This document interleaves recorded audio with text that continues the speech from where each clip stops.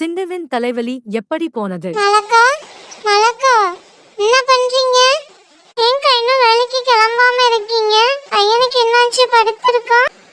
அது ஏன் மீனா கேக்குற? பையன் 2 நாளா தலைவலின்னு சொல்லி படுத்தே கிடக்குறான். ஸ்கூலுக்கு கூட போகல. எனக்கு என்ன பண்றதுனே தெரியல. எப்படி நான் வேலைக்கு வர முடியும்? அட அக்கா, எனக்கு தெரிஞ்ச ஒரு பாட்டி இருக்காங்க, ஊர் கடைசியில இருக்காங்க. அவங்க கிட்ட போய் பாருங்க. நான் கூட அங்கதான் போய் பார்த்தேன்.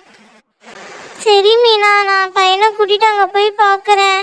ரொம்ப நன்றி சொன்னதுக்கு. மாலாவும் அவருடைய பையனும் இருவரும் பாட்டியோட வீட்டுக்கு நடந்து காட்டுப்பகுதிக்குள் சென்றனர். வருமா, நீங்க என்னாச்சு? உங்களுக்கு என்ன வேணும்? பாட்டி, பையனுக்கு ஒரே தலைவலின்னு சொல்லிட்டு இருக்கான். ஏதோ வைத்தியம் சொல்லுங்க பாட்டி. சரியாகா? பாட்டி வைத்தியம் சொல்றேன், நல்லா கேளுங்க கண்ணுங்களா. முதல்ல அதுக்கு தேவையான பொருள் என்னென்னு பார்க்கலாம். நம்ம கற்பூரவள்ளி இலை சாறு, நல்லெண்ணெய், சர்க்கரை, இதுதான் இதுக்கு ரொம்ப தேவையான பொருள்.